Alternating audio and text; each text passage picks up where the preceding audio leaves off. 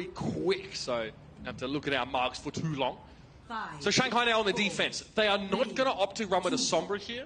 That might not be something they're prepared or something they really intend or enjoy using, but the Gladiators are going to use it on both the attack and defense. Silk Thread, again, will be the pilot.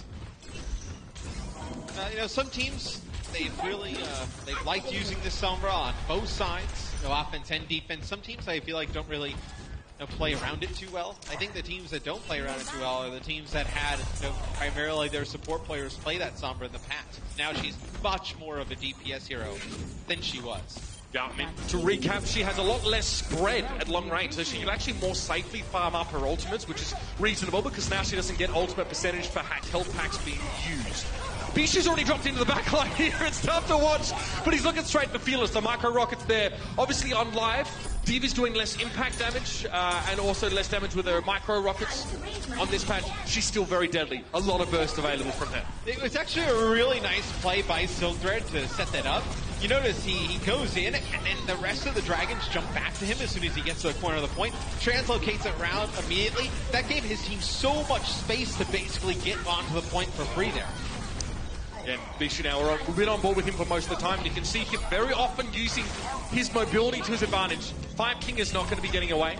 Again, he's just sort of prolonging things. Surethought didn't even want to use a blink to make sure he wouldn't fall off there. So that'll be the first point captured. And Silk Thread has EMP. He has it now. Not before, now. That's not good for the Dragons. Oh, yeah, the EMP, both support ult. You're going to have every ultimate here available for the Gladiators. See Silk Thread just playing in the corner here? Probably has to go in pretty quick because, okay, no, he's going to just translocate out. I was going to say, the translocators wearing off here. So the Dragons, you can see the Dragons want the high ground really badly. They're all set up there. They're going to try and start a dive. So we're almost sure for here. Silk Thread has already returned to the fight. And yeah, that's the EMP. So he doubled back, realizing the Dragons were using the high ground entirely, and they just get completely mashed. Huge EMP. A lot of them were affected by it. Ironically enough, Free Phil and Five King were the two players that actually survived that onslaught. But again, tanks without mobility abilities or shielding are as good as squishy supports in fights like that. Yeah, but it's not a bad fight for the Dragons. You see the payload just now making it around the corner. You're going to have like two more really good fights on this. You've got them to use Valkyrie in EMP, so you don't have to worry about that EMP for a while. Same with Valkyrie. You have all your ultimates coming in. Okay, Pulse Bomb there used, but Remy's going to go for the Primaration to stave off the damage or at least try and stay alive. Now, how's he going to use this to its fullest? Is a Transcendence being used inside that small room by Freefield.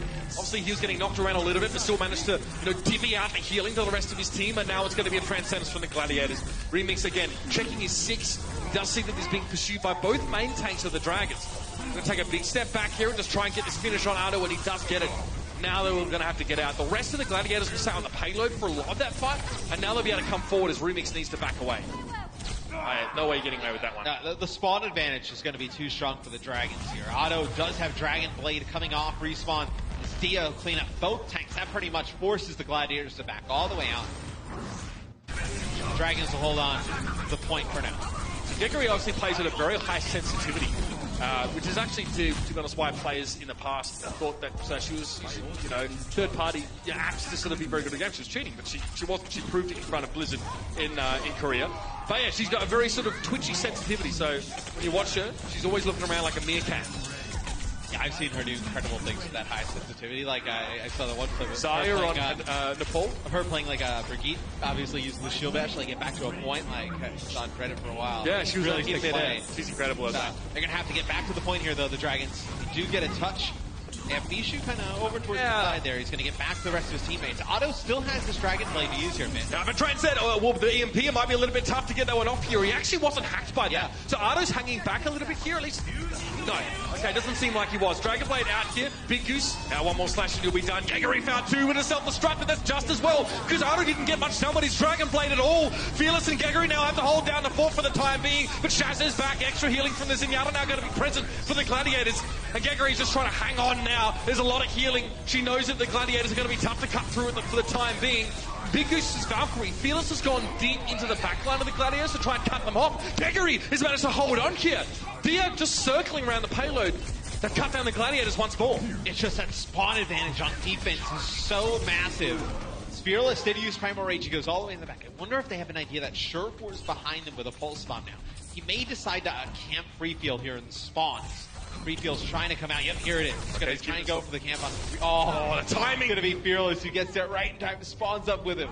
Short still needs to get a huge pulse bomb here.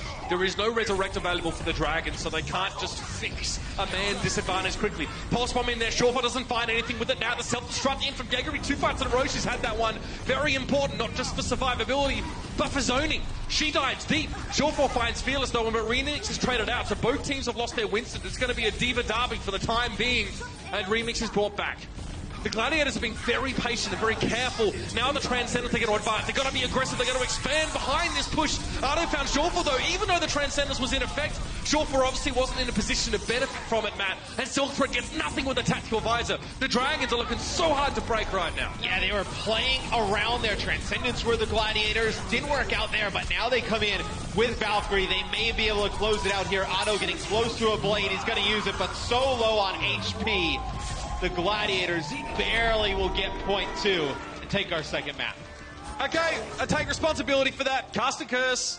It did look very good for the Dragons up until that point. Again, I mean, we talk a lot about spawn advantage, Matt.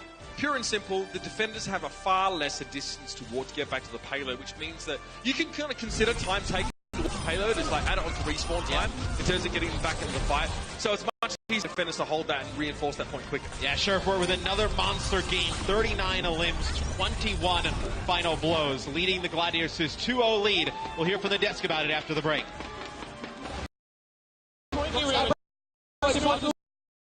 Sassy alone. Place low. Come Mercy. Good play. Come Mercy, point. Stand point. 5 seconds. 3 seconds. I'm backing. I'm bucketing. Kill soldier. Nice. Let's go, baby. Woo! The Overwatch League is brought to you by Toyota. Let's go places.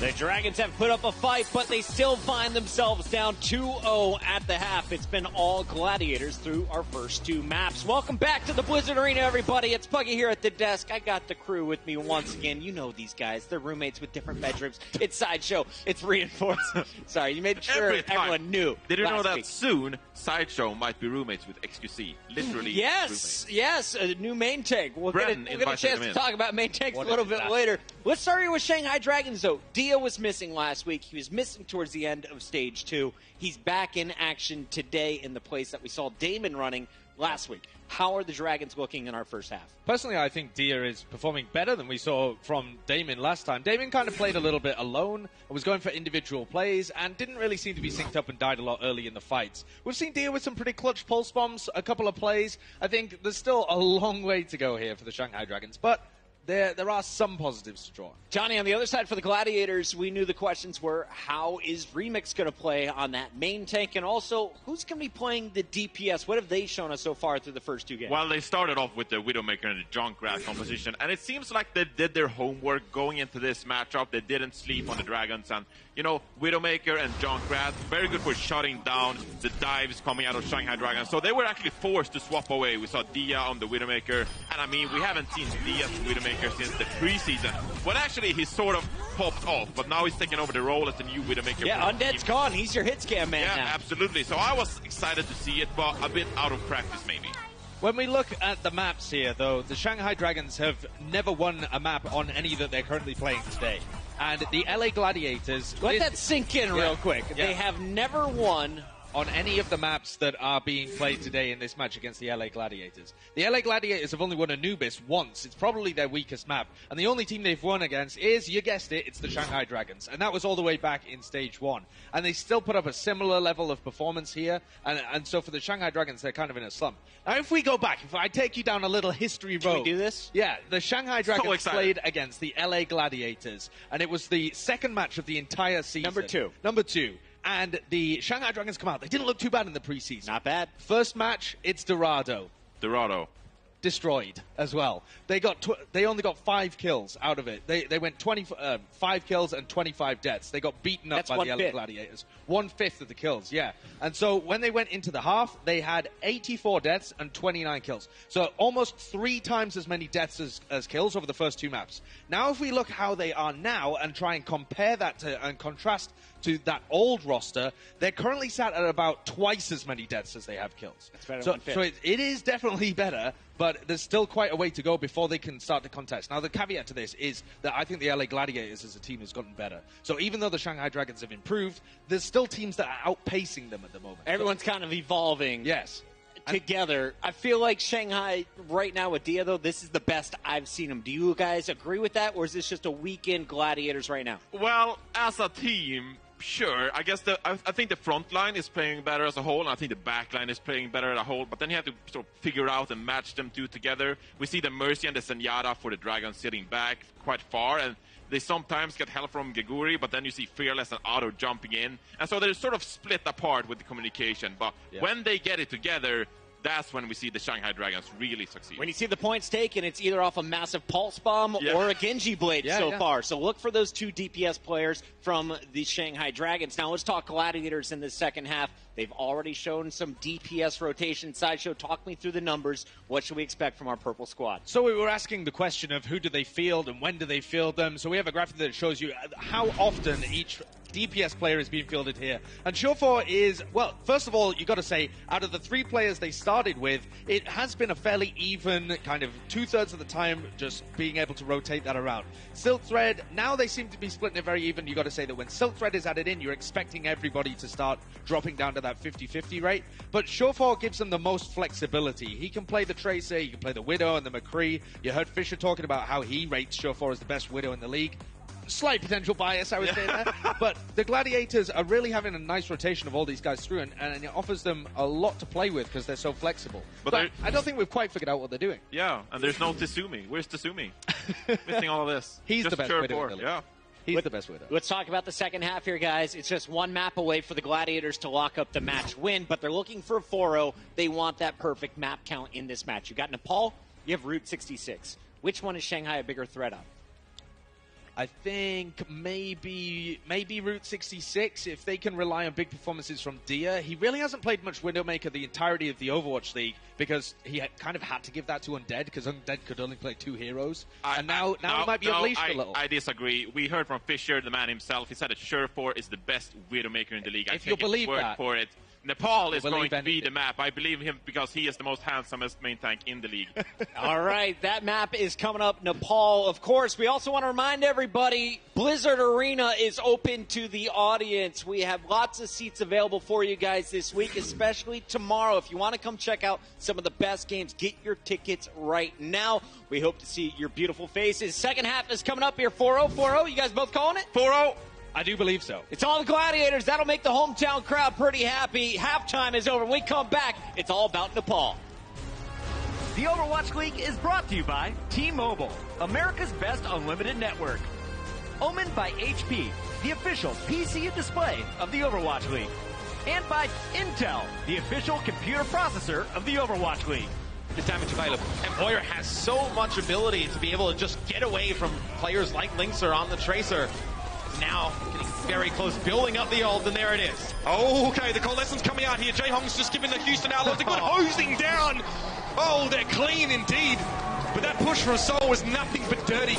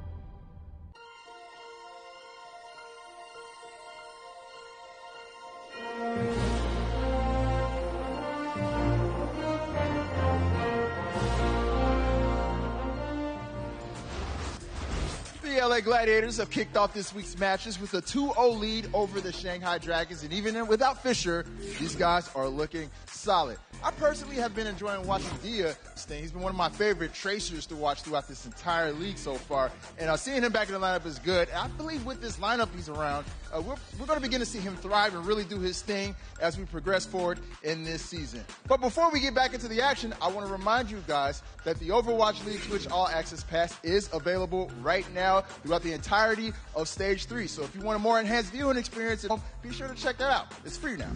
All right, guys, so let's go ahead and hop back into the action right now with this match with our casters, Uber and Mr. X. Thank you very much, Malika. We're back here. The desk, I feel like, was pretty straight down the middle about this one. They said, look, Josh, probably going to be a 4-0.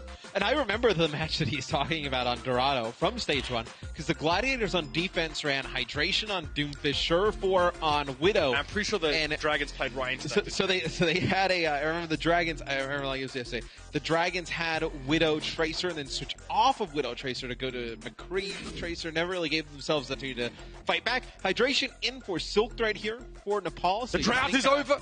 You think Genji here, you think Farah, you think Junkrat.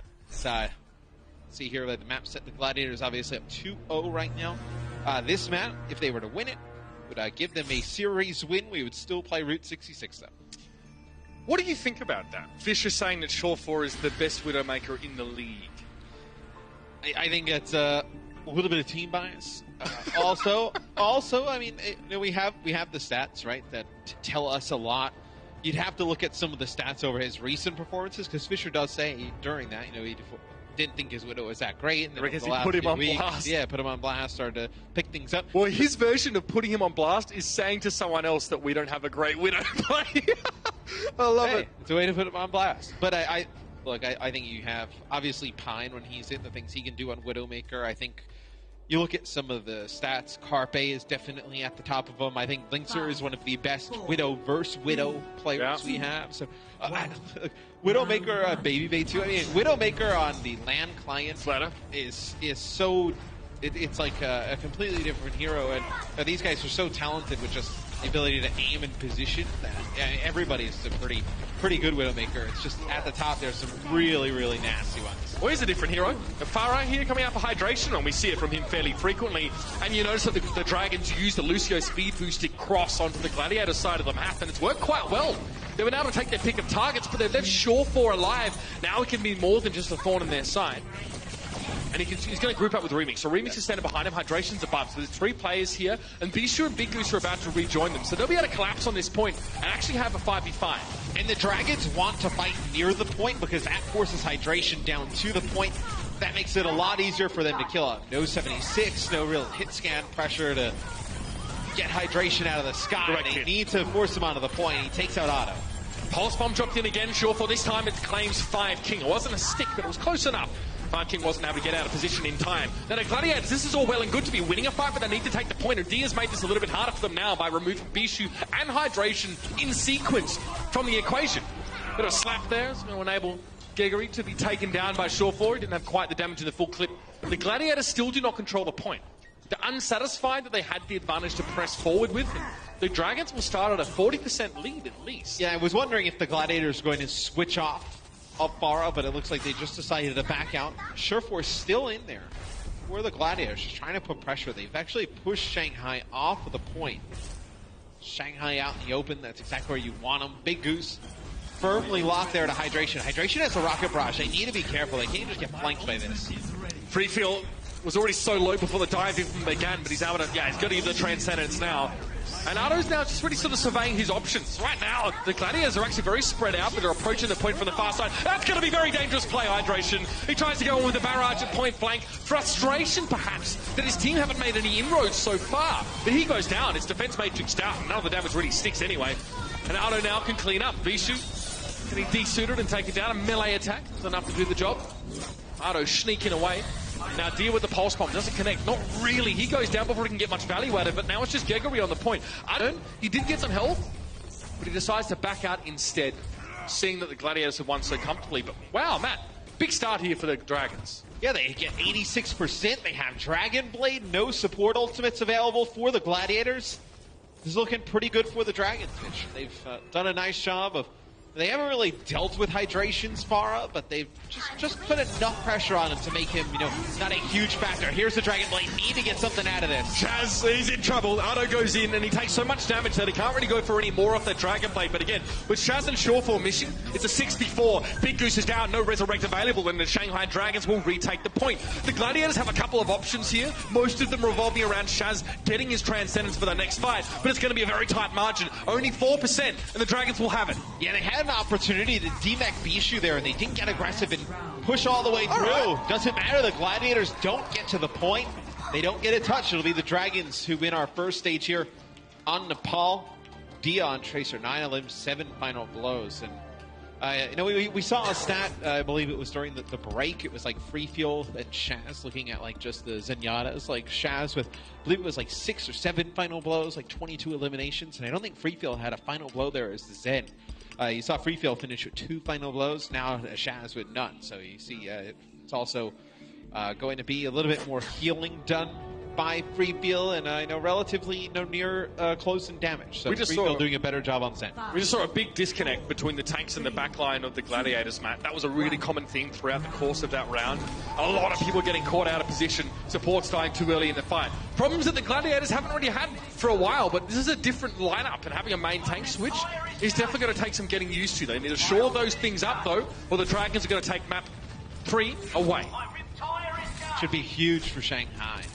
Give themselves a fighting chance, potentially tie the series up in a game 4 on Route 66. As the Dragons have pushed onto the point here, Mitch. So, right, they have that prime real estate. The Gladiators going to need to push on in. You never want to be the team that has to push on into that Junkrat. So the Dragons will take control of the point here as they get Remix. Ardo trying to get cute, realizing the hydration map was flanking around, but again, Junkrat has 2 remote mines. Hydration connected, he's far more solidly. Ardo being brought back, though. He will have to, again, go back to holding that same flank as Junkrat. He, again, is going to die in the same fashion. Hydration takes him out 2 times in a row. That's going to be a problem here for the Dragons if that continues to occur. And you can see them all right now through the wall. So they're setting up. They're waiting for Shore4 to be able to play the off angle. And Remix isn't with them right now either. They're lacking that main tank, the Gladiators, to really drop onto the point and contest it properly. I also think you're going to see a Riptire come in here for hydration, but you'd be right. Dia has been a huge difference maker here for the Dragons. Bigaguri takes out Hydration's Riptire, but a few kills now will go in favor of the Gladiators. Big Goose using Valkyrie to secure the point, but Dia, up until this point, 29% of overall team damage for the Dragons. You know, we knew he would be a difference maker coming back, obviously, into the lineup, but Widowmaker's been very good as Tracer as well. Sure4, get this, 45% scoped accuracy, 50% crit accuracy, so landing a ton of headshots. 50% crit accuracy. That's actually unbelievable. 1 in 2 shots are headshots. It's higher crit accuracy than scoped accuracy. Yeah. Okay. Now watch how they play around Remix. This is what I'm really interested to see. How he works with dealing with Bishu. Bishu now just going forward for the moment. They get the Mercy. Yeah, they managed to get the pick off on Fearless here. They lost Big Goose here. Free for there. A little bit out of position, and Shore4 has the sideline again. It's either you dive on Shore4 or you try and contest the point. You can't really do both here. Gangari falls directly into the crosshairs of Shore4, and a self-destruct doesn't really account to much, so that's not really an ideal use of that one. Good move by Fearless here. Use that and come forward, but again, he lacked backup in the moment. Did at least manage to get Shaz, but the Fortify wasn't enough to keep him alive, man. And they used their Valkyrie there, Shanghai, and they end up using the res right about when after Free Feel dies. I wonder why you didn't res Free Feel there, because then you would have had the Transcendence. And then the person you probably were res right after that on the point probably would be able to live if you had the Transcendence and you flew that onto the point. But it also may have been a little bit of an overinvestment on Shanghai's side to do all that. This Transcendence might not amount to much, actually, or might not mean anything. Look at the burst damage the Gladiators have. Shore4 can kill targets through Transcendence. So can Hydration with the Riptire, exactly. The Dragons need more than that. They actually need a first pick instead of relying on their ult advantages here. And you know the Gladiators are more than happy to give them some room, to let them dip a toe onto the point, and they can fight back. So you heard the Riptire? That's Ardo's, though, not Hydration. So see if there's a pick here. No, Shaz is going to cut it down. He tries to put it through a very narrow aperture. It's an easy pick-off for the Zenyatta. Transcendence is on the point now. Remember, Riptide doesn't give a damn about it. He goes in. He's actually only got himself the supercharge Hydration with that ultimate, so not as effective as he would have liked. The Hulk there was shot a little bit too far out by Fearless to pull people off the point. But Shore4, again, uncontested, free to roam and reign as he pleases. It's just too easy for the Widowmaker now. When there's no one putting pressure on you, it's 99%, and overtime is over. The Dragons were so close to setting up a really nice play there. So Fearless actually used the halt on Remix and Bishu and got them really close to the edge. And Gaguri came in with her Diva Mech and tried to come in and like swoop them off the side as well and just boop them over. Bishu was able to fly back on top. Remix lives through it as well. They able to pull that play off and execute that would have been huge. See this? This never happened to Shore4. During that round, he wasn't being affected. Chaz has just gone from coast to coast there. Killing not only a Mercy, but a Widowmaker. I mean, Surfwar throughout the first 2 stages only 1 death, so they're not really putting a lot of pressure on him whether he's playing Tracer or Widowmaker there. Oh dear. Which is surprising because they have a very good Tracer Genji combination with Otto and Dia in the lineup. It just doesn't seem like... I actually thought with Dia in the lineup you'd see him play more Tracer and Otto play a little bit more Genji. Could also be that the Dragons are not opting into Tracer versus Tracer duels as well. It could just be they want to hit tanks. But I think Otto's best hero we've seen him so far has been his Genji. We know what Dia can do on Tracer. Like, why not just go with what they're good at, right? Well, this is a weird setup. They've got a Junkrat, but they don't have the Orisa to work with, so this is still mostly a dive core, but with a Junkrat just to get some extra damage in behind that. I'm very curious to see how Hydration actually sort of navigates the situation, sort of stays alive. Riptide is still going to be just as devastating, but his damage is far less direct than his compatriots. I also think you could see Junkrat here for the Gladiators, as you see Bishu get defect in the feed.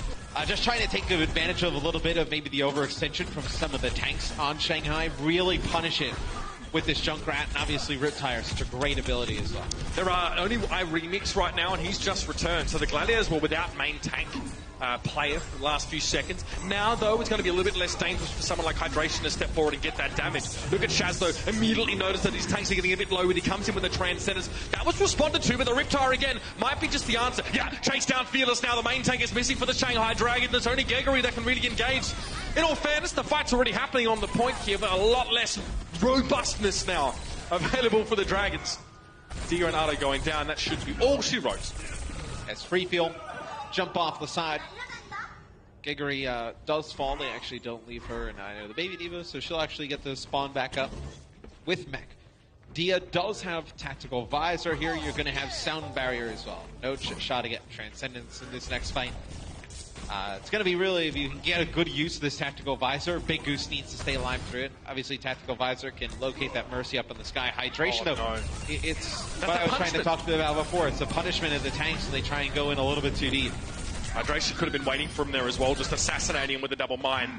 And you can see the Bishop was there to follow up. As soon as the Gladiators realize, oh, there's no Winston there, they realize, okay, we can now pick out targets a lot more comfortable. Well, it's also, you know, it's a new tank line, obviously, for Shanghai, working out. Still getting those timings down, still working with each other. You can take advantage of that a little bit with Junkrat, right? If Fearless goes in and, you know, maybe Geggery's not there at the right time and, you know, they're a little bit late, you can get some picks there with Junkrat. Well, also diving a team without a Winston means that your backline isn't going to get counter-dived, which is a big difference maker. Okay. Who's Shawful looking for here? He did see Geggery getting sort of jumped on, but he needs to get that HP and return back to the fight. Oh, that might have cost them, though, yeah.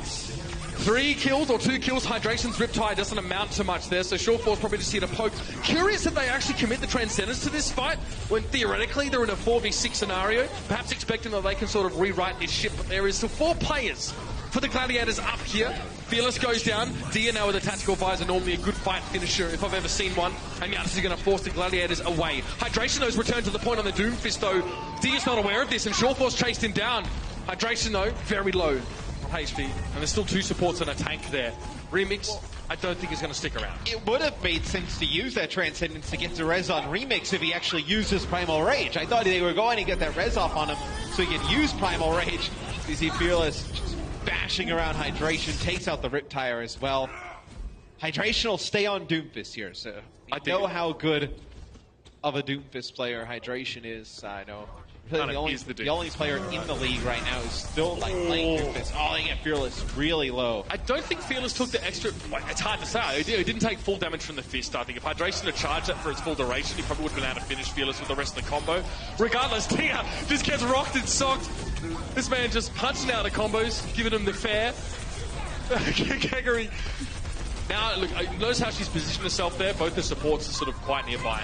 She can't really come forward right now unless Fearless is doing so. But that's a good response from the Dragons. I like this. Dia busts out Doomfist as well. Okay. All right. Now I'm getting pumped for this. Let's go. There is going to be a Meteor Strike available for Hydration. We'll see if you can actually get any value out of that, given there's not any real other abilities on the side of the Gladiators to tie the Dragons together or to sort of apply crowd control effects.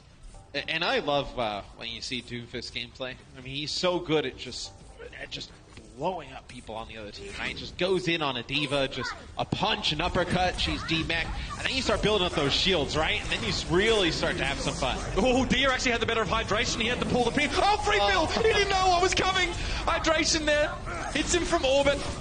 And now he can move back to the point. Again, you notice he'll get a little bit of shielding for their abilities that he uses, but he needs to actually combo up to get that extra, I guess, durability in these fights. Jaggery, desuited now. What a weird round we've seen. Shanghai are up to 92%, but Shawfar has a little bit of room to breathe. He's got his eyes on Ado, a player on Tracer who hasn't really wanted to go for the TVT duel so far in this match. And now Fearless will get really burnt down in terms of his health as he tries to get to the point. The rest of the Dragons kind of be held at arm's length by the Gladiators now. It's too risky for them to come forward, and they've got a threat in their backline. Sound barrier here. 4 players from the Gladiators get that. Shawfar doesn't benefit from it, but no one's really paying any attention to him right now, which may be the undoing of the Dragons. Yeah, it's going to be very tough for Shanghai to come back into this fight, Mitch. Dia on the point, Otto N5 King. Every time they get off, overtime just burning down so fast. All 6 members of the Gladiators are alive here, and there it is. Overtime will burn down. It'll be the Los Angeles Gladiators who take this series with 3 maps thus far. You definitely see a couple of the cracks in the armor of the Gladiators here, but it's also worth knowing that they're not at full strength right now, or at least their optimal roster setup. And for the Shanghai Dragons, though, good performances in general from Dia. His return has been excellent. We've seen him on the Tracer, we've seen him on a couple of picks. The Widowmaker was also very solid. We've still got another map in which to have this Dragons lineup showcased, mate. So we're sticking around for that one. We hope you guys do too. This is the Overwatch League. We'll be back after the break. The Overwatch League is brought to you by Omen by HP, the official PC and display of the Overwatch League. Intel, the official computer processor of the Overwatch League. And by T-Mobile, America's best unlimited network.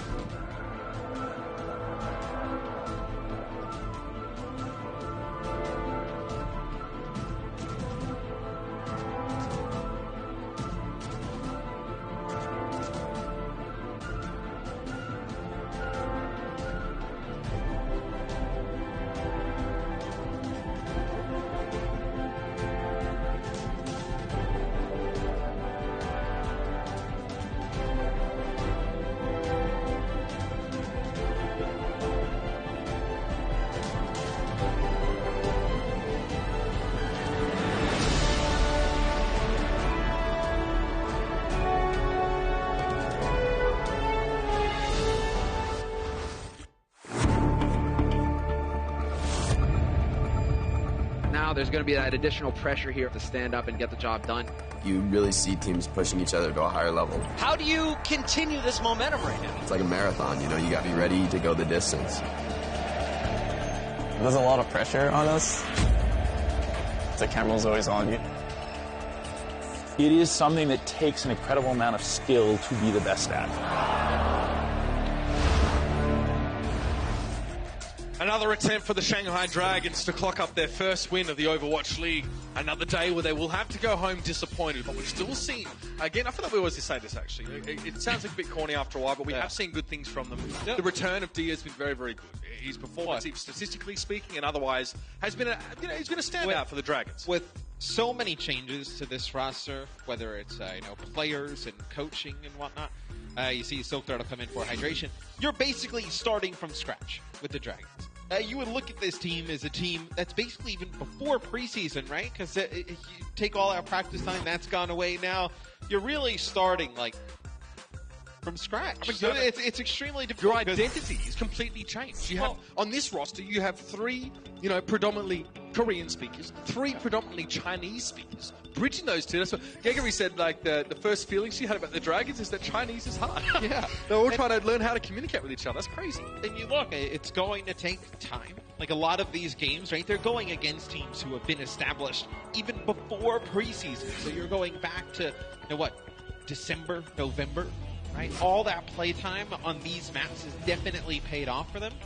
Shanghai didn't have that luxury, right? A lot of these players are brought in late. You bring in a new coaching staff. You're trying all these new things. It's like almost like stage 3 is going to be a big testing game for them, and then we'll see in stage 4 like what they really have. I think one thing we just wanted to see from them is be able to develop that identity, that color, and establish that over the course of the season. But they had to make changes. They weren't getting the results they wanted with that initial roster, and this is how you rectify those issues. Clearly, there is a lot of individual skill on this team. Like you see, flashes from every player on the roster.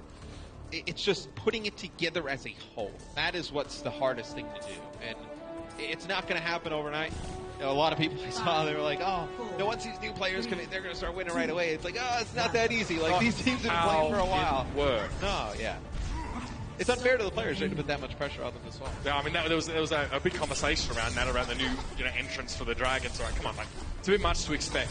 It's not how you win. I said the same thing. Come on, mate. Come on, mate. You said that? Never heard you say that. Dia goes down to shore for, though, a moment perhaps where Gregory wasn't able to provide that defense matrix. Again, tough to know when to use it sometimes, especially with shore for. Heralded by Fisher as the best Widowmaker in the league, as his teammate, so, take that with a pinch of salt. He is very good. Perhaps he's referring to Tsumi, who only appears under a certain set of conditions. And I don't know if they've been satisfied. We'll have to see. I think Surfwar, obviously, he's had a lot of hype in the past and coming in Overwatch League. I think there was, a lot of people thought it would, go, 1 or 2 A's. You'd see him really starting to pick up his play. I think he's one of the players who has definitely benefited from the structure of the Overwatch League. He's been fourth best in the West before. Yeah, there was definitely a time where he was, apart from beyond, considered the best. He's been a sick player throughout Overwatch's history. But is he going to be the best in the Wild West? That's the question right now. So far, he seems to... You're on fire today. We have another match to do. So far, he seems to be trending fairly well. We'll see the setup here. So what we need to see from the Dragons, Matt? What do we need to see? They've got the Genji Tracer dive. You play it out for me. Dia's got a pretty good Widow. Why not just challenge Surfwar with it? Is that what you want to see? Yeah, I mean, I'd like to see them go Widow Tracer. Put auto on. The issue is how comfortable are you with auto on Tracer? Is that what you want to commit to? Because I think you like Dia's Widowmaker, but what about auto's Tracer? This is where having somebody like a Snilla, which maybe Damon comes in, right? And then you have 2 players who can play Tracer at that high level. Well, not a terrible start to the fight here. You saw the Transcendence come out for the Dragons. After the pick, Shawfall got taken down by Otto in the beginning, but the Gladiators were able to just sort of surge forth about midway through the fight. Hey, Freefield, nicely done. Cleans up Silk Thread there inside the bottom of Big Earls. Remix and Bishu are all about it right now. Dia's kind of caught in the mix, and Shawfall's about to return back to the fight. So that window with no Widow has expired now for the Dragons. They have made some progress with the payload map, but it's not been much. Well, I mean, the issue is if Dia's not, because right now you have Fearless, Gregory, and Otto who can put a lot of pressure on Surfwar in the back on Widowmaker, right? if they're doing that, Dia has to be the one that's harassing supports. If you're not killing supports, and then you're not diving all the way into the back, and you can't even make it back to the Widow, you're really not accomplishing much. So you need to really commit to one or the other. At least try and coordinate some type of play. Oh, that's Fearless trying to go in there. He realized that even if he got burst down, he'd have the primal race to rely on. Problem is, his dive didn't actually yield any early picks for the Dragons. He was looking for Shaz, he didn't get him, but Gagary's going to fix that nicely. She gets the D-suit and 2 kills. Big Goose and Silk Thread are down. So that Mercy there that we're hoping to see a Valkyrie from for Gladiators, now taken out of the picture. Perfect start to the fight. It's not that common. You see a Diva self-destruct be your saving grace, unless you're a Philadelphia fan from stage 1. But still, that was just what the Doctor ordered for the Dragons in lieu of the dive not really working out. That is huge. We can take a look at this as well. Oh my god. There's the mech. Shaz using the Transcendence there, obviously not going to be too beneficial. But now the Gladiators will push on forward. They want to play right at this choke. This is where we see a lot of teams maybe go over towards like Sombra. And this is why you see Silk Thread in the game, so they can play that Widow Tracer. A lot like how I said maybe like in the future, like Damon comes in and plays for Shanghai in a map like this, because you want to play Widow Tracer the entire time, and you believe your main Tracer player of sorts. Obviously, the Gladiators' main Tracer is Asher, but he's not in the lineup today for any of the matches. But this is what you would go to. I mean, and we've seen Damon in contenders as well for NRG, very impactful. Him and Stratus for a great DPS combo. Transcendent, so that's been forced out. That's exactly what Silk Thread wants here. We talk about his trace. We haven't seen much of that prior to him joining the Gladiators whatsoever. But that was exactly what the Gladiators needed to see happen there. Pulse Bomb is, you're more than happy to commit that. He's a third of his way to his next one. And now the Dragons are lacking that very key support ultimate. Five King doesn't have his sound barrier either. So the Dragons are sitting ducks at this stage. Annoyingly, Surefour can't get 5 King behind the payload, but he will be cleaned out. And they just pocket Surefour through all that pressure that Fearless puts down. That allows Remix Bishu in Silk Thread to go into the back line. He'll eliminate some of those players and gives Bishu enough time to come back and peel and take out Fearless. How do you press Surefour? So you already mentioned playing a Widow against him. What else? How do we get rid of this threat if you're a Dragons fan or player? It's difficult on this stage of the map. It's almost like second point of Dorado, right, where like the defense controls all that high ground. Like you kind of need that Widowmaker to just at least put some pressure on. Because right now, Surefour can like stand out in the open. There's not any long range damage that's coming on through. The Dragons will use their sound barrier just to get through. And they push on it, they get Shaz. So instead of going for Surefour, they jump right on top of Shaz, they get him. But in the meantime, their backline's kind of getting mashed because Silk Thread's getting himself in there. And in the other side of the map, Surefour's able to deal with a Dia who's diving on top of him as the Widowmaker at close range. So between Silk Thread and Surefour, both the front and back lines of the Dragons are struggling. And Surefour basically runs all the way back to the third part of the map, and Fearless just chases him all the way there, so you don't have that Winston to jump back onto the payload, helping you get rid of some of the tanks here for the Gladiators. But Shanghai does hold on, some big kills from Dia. It'll be a Transcendence available here for the Gladiators, and you'll have a self-destruct to clear the card. I've been very happy with Dia and Gegari, especially over the course of this map, man. It was very clever. So that they just focus down that big goose wall again. It's that target focus. Fearless, Ardo, and Gegari, obviously all Korean native speakers, so that dive, for the most part, is actually sort of able to be fairly straightforward. You know, Dia's going to play it as a solo player around the map, but he's actually been getting involved in a lot of these fights. Notice his positioning now. The cleanup's going to be pretty gnarly. Gegari gets desuited. Big Goose now, I think he was trying to actually get a resurrect there through the Transcendence, but he couldn't. And perhaps he was interrupted, despite the Transcendence sort of being in effect there. And the Dragons are very close. 0.23 meters away from the point now. Bishu trying to keep it held up, but he can't. And the Dragons will have a tilt at finishing off this map. Yeah, I know what the Dragons are going to try and do is, play over towards that top choke and then send Otto in there with that Dragon Blade, just cut through everybody up, and he falls before they can even get that type of play going. But Fearless, Gegari dive all the way in. They're able to help clean up some kills with Dia. Surefour will switch off of Widowmaker, go to McCree. Waiting for Silk Thread. Again, if he can force an early recall on Silk Thread, that could be when the Dragons could start the dive, knowing that the Tracer couldn't actually get to their backline safely. That's what he's waiting for. There's also a pulse bomb there, so Dia can do a hell of a lot. Payload's been moving this whole time, by the way, pretty consistently. It should get stopped about now. Most of the fighting occurring just right by this health pack room. Gegari being desuited means an instant disengage. A lot more McCree in Stage 3 than we've seen throughout Overwatch League this far. Seeing him make a little bit of a comeback. See Surefour switches over to him in one fight already at 88%. I mean, that happens when you have 57% weapon accuracy, right? Just putting down a ton of damage. What were you going to say? No, I don't mind that you can use McCree here because attacking teams can actually flank both left and right on you. So having someone that can sort of do exactly that, flash up the Genji as he gets aggressive. Once again, Gregory delivers a massive self-destruct, gets a DC on Bishu, and also finds both supports. Again, this reminds me of Poco in the Philadelphia Fusion. She is single-handedly breaking open these fights. She's kept them in this map with 5 self-destruct kills. I mean, to take out a lot of the gladiators at point A, and then here to even give them a chance of pushing the payload to the distance. Wow. Shell of the moment now. She's got more to be done, though. Transcendence from both teams being thrown over on the point. Gregory, again, she can do a lot of that damage towards, enemy main tanks as well. Get up close to Remix, start to pressure the Winston away from her backline. Surefour, though, deals with Fearless. You can see Dia goes very deep and is forced to recall out pretty quickly. Self-destruct thrown in. Not nearly as impressive as Gregory's earlier on, but she now doesn't have the opportunity to go for that. She gets desuited, pushed back. Flashbang doesn't connect with Fire King, but he can't get close enough to the payload, and Silk's trying to chase all the way down to deal with free feel. And for the Shanghai Dragons, a result like this, nothing to be turning your nose up at. No. They basically push it all the way to the distance. We can take another look at some of the fantastic Diva ultimates from Gregory. This one over towards the end. Oh yeah, you see Big Goose up in the sky. Shaz may also have been watching the Diva bomb and sort of backed into not realizing that he was sort of in a corner. Sometimes, obviously, if you check the Diva bomb's position, you can get yourself stuck up against a wall. We point this out, though, because at this point in the Overwatch League, you notice that most teams are using Diva Bombs purely as remeching mechanics or to get your health back, purely because most teams sort of know how to play around them. If you get enough warning, you can always sort of just break out and disengage. But, you were playing that into a team that features, things like a McCree, the Zenyatta's there, so mobility is not always at a premium. And also, if you're a Mercy and you don't have anyone to Guardian Angel to, that will get you out of trouble. And you can also go up in flames yourself. And we mentioned how big she was in the first half for Shanghai. She leads Shanghai in elims, second in final blows, tops in overall team damage. Least deaths. Least deaths. As a Diva? Yeah. As a Diva with the highest amount of kill contribution, the least deaths. This is very... there's that percent damage contribution. You look at her damage compared to Bishu on the other side. Obviously, something to be said between defending and attacking, right? A little bit of a different role. Also doesn't help that Ardo had a bit of a rougher game in terms of his damage overall. It's true. Still happened, though. Bishu's sitting at, a little bit over 5,000 damage. Gregory's sitting at a little over 8,000. So you can see the damage she's able to put down.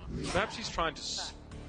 Gregory might, at this stage, be just trying to spot out some people. You also just let your micro rockets go at the spawn door just to try and get a little bit quicker towards your next ultimate. 5 self-destruct kills also help out with the damage that is a thing. That is definitely a thing. This is if we have a self-destruct damage counter do it, that'll be interesting. I guess it doesn't really matter. It's all about kills here.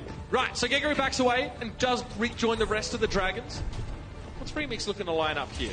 Okay, spots out the majority of the Dragons that are all clumped fairly closely together with Free Feel on the high ground. They're getting aggressive with, 5 King speed. I was going to say, if you're going to play this comp from Shanghai on defense, you have to be aggressive. You can't just kind of sit back right now.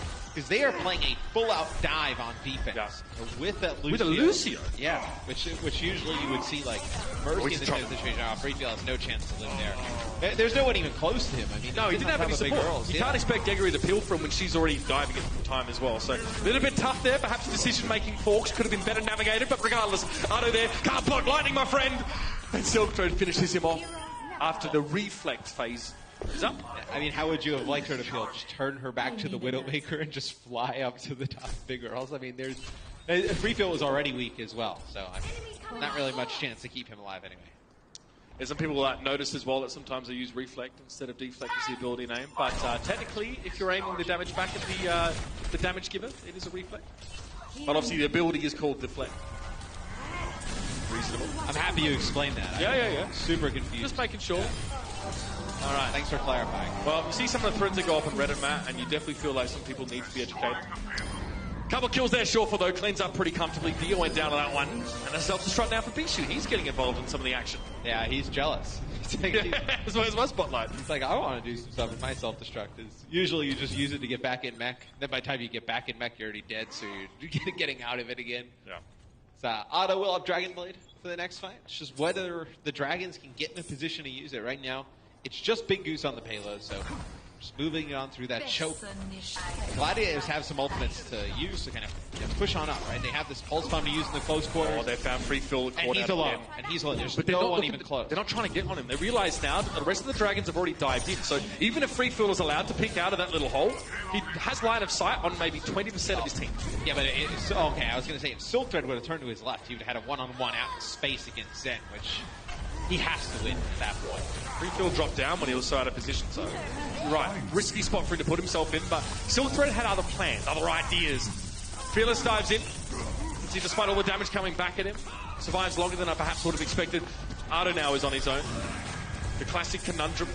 Do I press E when there's a Winston present? Answer is probably yes still. And I think that's where you see some of the miscommunication or just everybody not on the same page for Shanghai, because Fearless and Otto are pushing on out. The other three, Geguri and both supports who are alive, are trying to get Bishu out of mech. They don't accomplish that. Bishu's able to make it back, and then they lose Fearless and Otto. So at that point, you have to decide. Can Freefeel and 5king just handle Bishu on their own, or do they need that help from the Diva? 4-man sound barrier. Geguri and Dia didn't really get any of that. Could be dangerous. Now's the pulse, but gets stuck on the rest of the Dragon's overshield has expired anyway. Now it's when the real damage starts coming in. Good layering of support ultimate though. Freefeel now goes for the Transcendence, but already having lost that Diva, Otto can't really get to grips with any of his intended targets. He does note with interest that Shaz has veered off to the left after his Transcendence had expired. But Shawford, Matt is sitting on the left here of Otto and has so much room to breathe. You see he just domes that Genji. Gets a little bit of extra damage in there with the full auto mode. And the Gladiators now, they're just leaning into this. Now they don't have to go too crazy. Shawford cleans up Otto as he peeks out. And perhaps what Fisher was saying about this man might just be true. Shawford really dishing the damage. And Geguri, again, getting desuited straight into the crosshair. Fearless goes on in with Otto when they use the Dragon Blade. Dia is there as well. When the blade wears off, it seems like another little bit of a miscommunication where everybody falls back. Fearless is still going after Sherfor at that time, then realizes has no teammates in the area, tries to jump back out, gets picked off, you lose your main tank, everything starts to spiral out of control from there. So, look, I think these are problems that Shanghai can definitely correct. It's not going to be a week.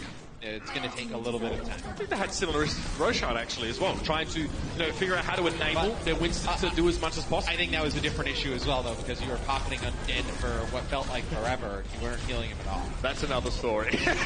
Entirely. So Shawford has another infra site. He actually had one in the previous fight. So that's a very quick generation of that ultimate ability for the Widowmaker.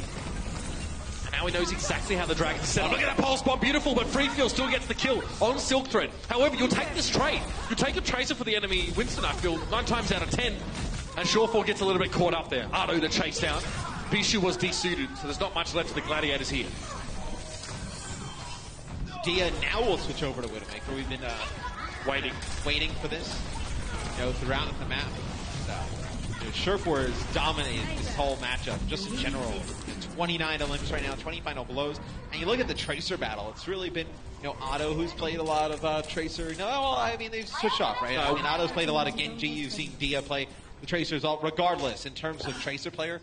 Right now, Silk Thread sitting at 12 final blows. Dia sitting with 8, Otto with only 4. And then eliminations in general. Silk Thread's contributed to 28 kills. As opposed to 23 combined from the other two. Shawford's stats are ridiculous right now with 20 eliminations. That's 66% of the eliminations. No, final blows, sorry, that the Shanghai Dragons have. That's huge. Bishu now, removing 5king. Notice in the background, Dia still sitting up on the top left position. He needs to find some picks here. But Geguri finding Shawford is going to make life a lot easier. Once Dia is not being pressured out by Remix, the Primal Rage enables Remix to go so deep and remove Freefeel. And now Dia, got to be sweating a little bit. 5king is there to help him, so a little bit of a boop away. Dia has some safety where he's standing now. Yeah, 5king just storming back into the fight, trying to keep Fearless alive when he used Primal Rage. That's so nasty. The 6 shot there on Otto.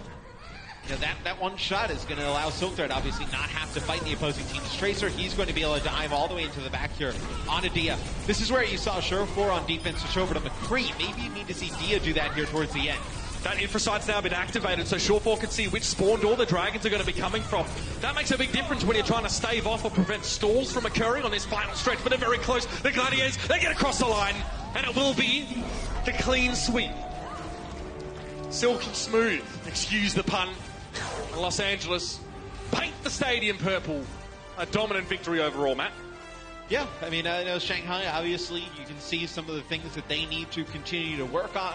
You see the Gladiators here coming in. I know it's kind of shorthanded on the roster. You know, some sickness going around. You know, they're home. Fisher not able to play today. Remix comes in, steps up in a big way.